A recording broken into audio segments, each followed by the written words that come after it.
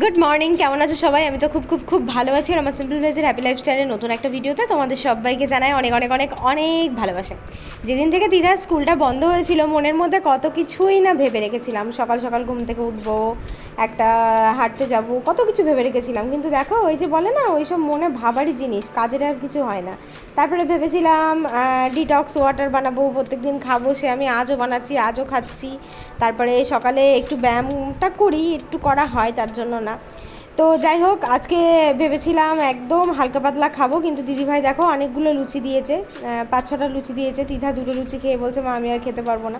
তো আমি ভাবলাম ফালতু ফালতু ধরো খেয়েই নিই, আর যেখানে কিছু করছি না, হচ্ছেই না, তো আর কী করে হবে। মানে যখন কিছু করবে ভাববে একবারে এক্ষুনি থেকে শুরু করবে, তবেই হবে। কাল কাল করলে কালে ধরে যাবে। দেখো কি করছে, দৌড়ে কে কে কে কে দৌড়ে দেখ দেখ দেখ কে কে কে কে কে বাউ বাউ বাউ এমন করছে মানে আমার হাত ভাত কামড়ে দেবে, এত শয়তান। এক বাউ বাউ বাউ বাউ আতে কত দেখে দাও দৌড়ান। এই কে কে কে দৌড়া আতে আগে নিজে গায়ে দেখছে চিল্লাচ্ছে, দেখে যা দৌড়ে মজা।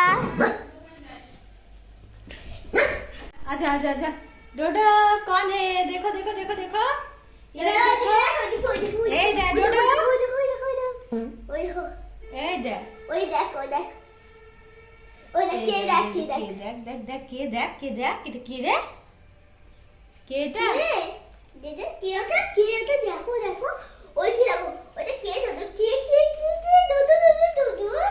যাই হোক, সকালের সমস্ত কাজকর্ম সেরে এখন রান্না চাপিয়ে দিয়েছি। আর ডোডো থাকে বলে আমাদের প্রত্যেক দিন অনেকটা সময় কেটে যায় ওকে নিয়ে এই খেলা করে, এই বদমাইশি করে, এখানকার জিনিস এখানে নিয়ে আসে। এটা কিন্তু মানে কি বলবো, একটা মানে অভিজ্ঞতা, খুব ভালো একটা অভিজ্ঞতা বলতে পারো। ভালো লাগে, সময়টা কেটে যায়। তো যাই হোক, তেলটা ঢালতে গিয়ে হঠাৎ করে অনেকটা বেশি তেল পড়ে গেল। এতটা তেল দিয়ে যদি আমি মাছ উচ্ছে ভাজি, তাহলে উচ্ছে ভাজার তেলটা দিতে হয়ে যাবে। তো আমি একটুখানি তেল তুলে নিয়েছিলাম, তারপরে মাছটা ভেজে দেখো উচ্ছেটা ভাজা করে নিলাম। গোল গোল উচ্ছে ভাজার মধ্যে একটা কারণ আছে, যখন তুমি শুধু প্লেন উচ্ছে ভাজবে তখন কিন্তু তোমাকে গোল গোল করেই ভাজতে হবে, যেটা আমার মনে হয় আর কি, আমার ভালো লাগে, ওই জন্য আমি ভেজেছি। আর মাছগুলো ভেজে নিয়েছি, আর আলু পটল দিয়ে মাছের ঝোল করব, পটলগুলোকেও ভেজে নিয়েছি। মাছের ঝোলটা ভালো করে কষিয়ে জল ঢেলে দিয়েছি। আলুটা মোটামুটি সিদ্ধ হয়ে গেছে, এখন পটলটা দিলাম। পটলটা না দিলে কী হবে বলো তো, পটলের মধ্যে লবণটা ঢুকবে না। আর যেহেতু খুব ভালো করে ভাজা হয়েছে, যদি আলুর সাথে একসাথে দিয়ে দিতাম, পটল মানে একদম গলে দই হয়ে যেত, খুঁজে পেতাম না। তো এবার পটলটা একটু ফুটিয়ে নিয়েছি 5 মিনিট, এবার মাছটা দিয়ে 2-5 মিনিট মতো ফুটিয়ে নামিয়ে নেব, তাহলেই হয়ে যাবে। আর আজকে তরকারিতে বেশি একটু ঝালও দিয়েছি। যেদিন আমি মানে মাছের ঝোল ভাত এরকম কিছু করি, যেহেতু তিধা ধরো উচ্ছে খাই না, উচ্ছেটা মানে আমার জন্য, নিজের জন্য আর কি করা, তো ওই জন্য আর কি একটু ভালো করেই রান্নাটা করি, ভেজে টেজে। তো এদিকে এই দেখো মাছের ঝোল আর উচ্ছে ভাজা দিয়ে খেতে বসে পড়েছি। উচ্ছে ভাজা এক টাইমে ভীষণ মানে কি বলবো, অপছন্দের একটা খাবার ছিল, কিন্তু বলে না খেতে হয়, খেলে তবে মানুষ খাওয়া শেখে। তো আমিও তাই খেতে খেতে খাওয়া শিখেছি। সত্যি কথা বলতে এখন না উচ্ছেটা খুব ভালো লাগে, জানো তো। একটা মানে উচ্ছে দিয়ে পেঁয়াজ দিয়ে ভাজা বলো, উচ্ছে ভাজা বলো, মানে তেতো জিনিসটা আগে যেমন বাপরে মুখে দিলে বাবা তেতো গা পাকাচ্ছে, মানে খাওয়াই যাবে না এই জিনিসটা, কিন্তু এখন আর সেটা না। খেতে বসে পড়েছি, মাঝখান থেকে দিদিভাই আবার দেখো তরকারি দিয়ে গেল। আজকে রুই মাছের মাথা দিয়ে দেখো মুগের ডাল বানিয়েছে। আর এখানে হচ্ছে কলমির শাক ভাজা, আর এটা হচ্ছে, আমি জিজ্ঞাসা করলাম কি, তো বললো মুসুরির ডাল দিয়ে পটলের লতি। তো আমি এই পটলের লতিটা ফার্স্ট টাইম খাবো। প্রথমে আগে শাক দিয়ে একটু খেয়ে নিই। কলমির শাক আমার ভীষণ প্রিয়। শাকের মধ্যে পাট শাক কিংবা নালতে শাক, কলমির শাক মানে বিশাল বিশাল ভালো লাগে। কলমির শাক দিয়ে যদি আমাকে শুধু ভাত দিয়ে দাও, আমি সেটাই খেয়ে নেবো। মানে আমি শাক পাতা খেতে ভীষণ ভালোবাসি, আর খাইও। যখন দেখো তো আমি বাজার থেকে শাকটা প্রচুর কিনে নিয়ে আসি। আমার মেয়ে একটু নালতে শাকটা ভালোবাসে, তাছাড়া কিন্তু এমনি ঝরঝরে শাকটা অতটা খাই না। আমি যেদিন ওকে ভাত খাইয়ে দিই নিজে হাতে করে, সেদিন আমি ওকে যাই দিয়ে খাইয়ে দিই না কেন, ওর হাতে ফোনটা দিলে ও খেয়ে নেয়। কিন্তু কি, যখন ও নিজে হাতে করে খায় না, তখন অনেক জিনিস বাছে, এটা খাবো না ওটা খাবো না। তো শাক দিয়ে খাওয়া শেষ করে এবার ফার্স্ট টাইম আমি মুসুরির ডাল দিয়ে পটলের লতিটা খাচ্ছি, মানে টেস্ট করে দেখছি আর কি কেমন লাগছে। তো খেয়ে সত্যি অন্যরকম একটা আইটেম, বেশ ভালো লাগছে খেতে। বিশেষ করে যারা একটু তিতো খাবার পছন্দ করো তাদের ভালো লাগবে, যারা তিতো পছন্দ করো না তাদের ভালো লাগবে না। আমি যেহেতু তিতোটা পছন্দ করি, ওই জন্য সত্যি কথা মানে তিতো বলতে এমন তিতোও লাগছে না, কিন্তু পটলের লতিটা একটু তিতো হয়। কিন্তু এটা খেলে তোমরা একদমই তিতকুটে বুঝতে পারবে না, কিন্তু এর একটা আলাদা রকম ব্যাপার আছে, মানে একটা ভালো লাগার ব্যাপার আছে। কয়েকটা জামা কাপড় ছিল, সেই জামা কাপড়গুলো ওখানে মেলতে গেলাম। মেলতে গিয়ে এত লোক, মানে কি করে জামা কাপড়গুলো মেলবো ভাবতে ভাবতে দেখলাম চলে গেছি, মেলে দিয়ে চলে আসি। সব মিস্ত্রিরা ওই সাইডে কাজ করছিল, এখানে এসে গাছের ছাওয়াতে দাঁড়িয়েছে। আমি ওদিকে জামা কাপড় কটা কোনো রকমে মেলে চলে আসলাম। এটা হচ্ছে পরের দিনকার সকাল থেকে আর কি ব্লগটা স্টার্ট করলাম। তিধা সকালে হারমোনিয়াম নিয়ে রিহার্সেলে বসেছিল, ওখানেই হারমোনিয়ামটা খুলে রেখে দিয়েছে, তারপরে ওটা আবার বন্ধ করে ওর জায়গায় রাখতে হবে। ও একটু ছোট মানুষ তো, আর ছোট মানুষ না, একটু অগোছালো টাইপেরও আছে। তো আজকে সকালবেলায় ওর ইচ্ছা ভাত খাবে, তো আমাকে বললো মা আমার জন্য আজকে ভাত রান্না করো সকালে। তো আমি ভাবলাম যে চলো ভাত যেখানে রান্না করছি একটু দুটো করে বেশি চাল আমারও দিয়ে দিই। ওই যে বললাম না, মানে খুব শখ, এই খাবো না ওই খাবো না। আবার দেখো সকালবেলায় ভাত, একদিন লুচি, তাহলে আমার শরীরে লাগবে না তো কার লাগবে বলো? খাওয়াটা তো একটু কম করতে হবে না, তবেই তো আর কি শরীরটা বেশি হেলদি হবে না। কিন্তু আমার হাইট অনুযায়ী এখন আমার যে বর্তমান যে ওয়েটটা আছে তার থেকে আমার মোটামুটি 2 কেজি 2.5 কেজি মতো ওয়েট বেড়ে গেছে। এই 2 কেজি 2.5 কেজি ওয়েট কমাতে পারলে আমার ঠিকঠাক হবে। আর তিধা দেখো হারমোনিয়াম নিয়ে রিহার্সেল করে ভাত টাত খেয়ে ও পড়তে বসেছিল। আর ও পড়তে বসা মানে বিছানাটার অবস্থা দেখো কি হয়ে থাকে। এইগুলো এখন সব আমাকে গোছাতে হবে। মানে ও যদি বই নিয়ে পড়তে বসে, মানে এ মাথায় একটা বই ও মাথায় একটা বই, মানে গোটা বিছানাটাকে একদম ঘুটে। আর বিছানা ওর এত প্রিয়। আর আমরা আর অনেক দিন ধরে না এই ঘরটাতে ঘুমায় না, জানো তো। এই ঘরটাতে শুধু একটা খাট আর শোকেসটা আছে, আর একটা এইদিকে দেখতে পাচ্ছ ট্রলি ব্যাগ আর ওর বইপত্রগুলো আছে। এই ঘরে না ঘুমানোর একটা কারণ আছে, কারণ এই ঘরে বেশি শুলে না বিছানার চাদরটা খুব নোংরা হয়ে যায়। নোংরা বলতে বেশি দলা হাজরা করা হয়, ওই জন্য এই ঘরে শুধু ওর পড়া হয়। ওর গানের স্যারও এই ঘরে আসে, টিউশনের স্যারও এই ঘরে আসে।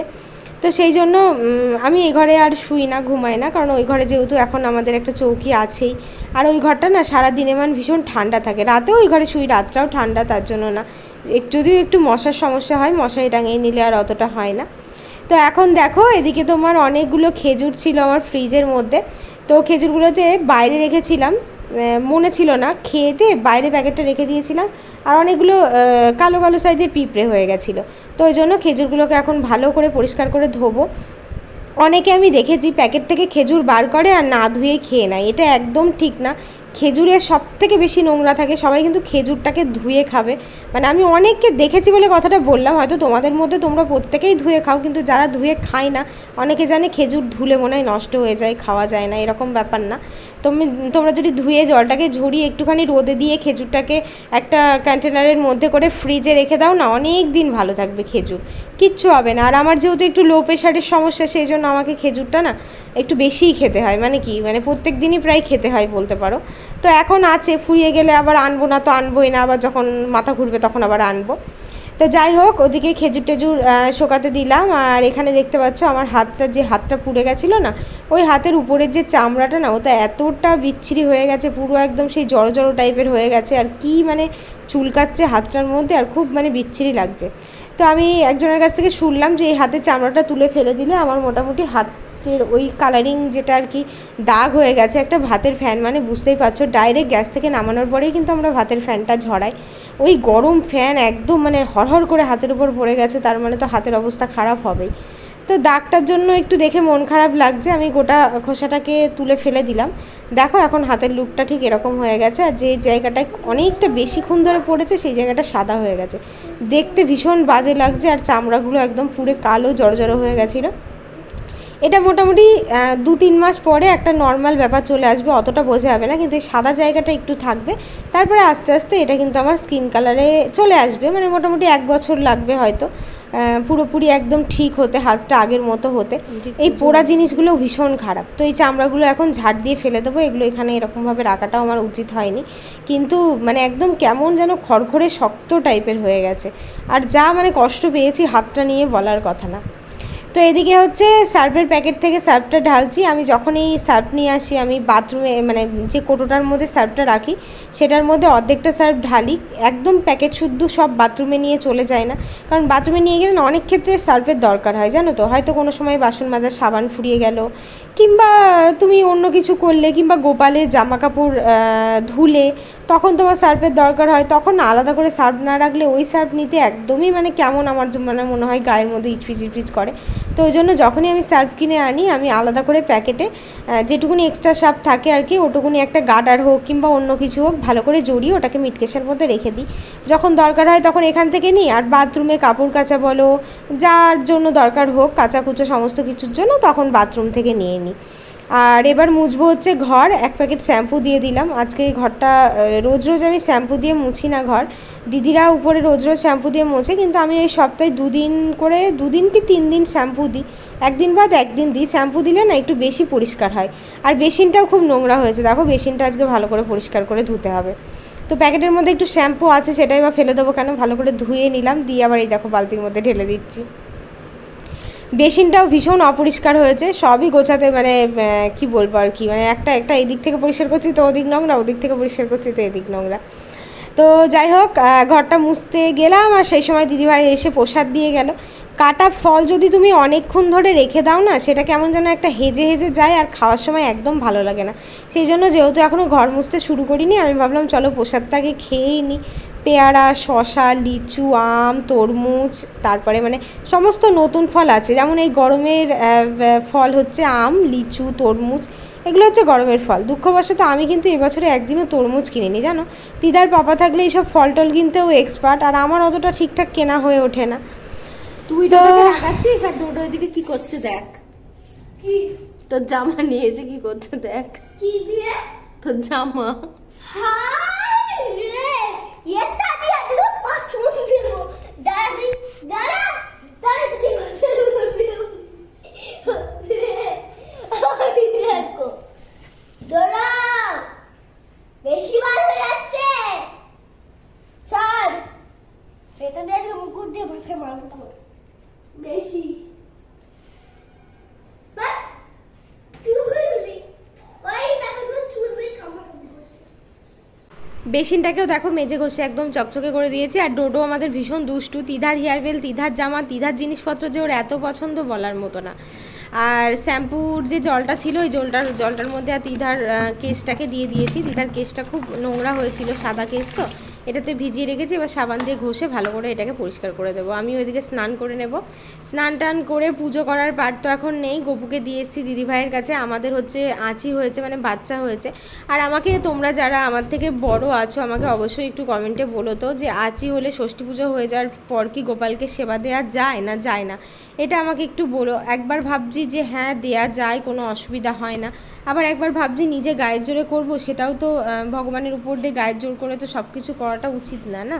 তো তোমরা যদি অবশ্যই কেউ কমেন্টে আমার মানে তোমরা যদি কেউ জানো যে হ্যাঁ সেবা দেওয়া যায় কি যায় না, এটা আমাকে প্লিজ একটু ডিটেলসে বলো। আর সেবা দেওয়া গেলে কতদিন পরে যায়, অ্যাকচুয়ালি আসল নিয়মটা কি, মনের বানানো নিয়মটা বলো না, আসল নিয়মটা যদি কেউ জানো তাহলে অবশ্যই বলো। কারণ আমাদের তো মনে কত কিছুই হয়। আমার যেমন মনে হচ্ছে ষষ্ঠী পুজো হয়ে গেছে, এবার আমি হয়তো গোপালকে সেবা দিতে পারবো, কিন্তু সেটা আদেও কতটা সত্য সেটা তো জানি না, না? তো আজকে দুপুরে রান্না করব। প্রথমে ভাবলাম আলু পটলের তরকারি, তারপরে আবার দেখলাম না, হাজার গুণটা রান্না করে লাভ নেই, যেহেতু মা মেয়ে দুজন মিলে খাবো, ওই জন্য আলু দিয়ে পটল দিয়ে সয়াবিন দিয়ে একবারে তরকারি করে নেবো, ঝামেলা মিটে যাবে। এর মধ্যে ডিম ভেঙে দিলে ভালো হতো, কিন্তু ডিম ভেঙে দিলে একটু প্রবলেম আছে, তার জন্য আর দিলাম না। আজকে একদম নর্মাল করেই রান্না করলাম। আর এই গরমে না বেশি ডিম খাওয়াটা ভালোই না, সত্যি কথা, একদম ডিম খাওয়া উচিত না। একটু ঠান্ডা ঠান্ডা পড়লে ঠিক আছে, কিন্তু এত গরমে ঠিক নেই। আমি আলু, সয়াবিন, পটল সব আলাদা আলাদা করে ভালো করে ভেজে নিয়েছি, তারপরে মশলাটাকে আলাদা করে কষিয়ে নিচ্ছি। সব সময় আমি যেদিন একটা রান্না করি, মানে একটা তরকারি রান্নাবান্না করি, সেদিন আমি সেই রান্নাটা একটু ভালো করে ধৈর্য ধরেই করি, কারণ না হলে খেতে পারবো না। যেদিনকে 2-3 রকম 4 রকম করি সেদিনকার ব্যাপারটা আলাদা, সেদিন চলো খারাপ হোক ভালো হোক, এখান থেকে রান্না করছি, গরমও লাগছে, আবার এদিকে সেলফিও তুলে নিচ্ছি। ভাবতে পারছো এই না হলে মেয়ে মানুষের ট্যালেন্ট, মানে কি না কি করতে পারে মেয়েরা, তার কোনো ঠিক নেই।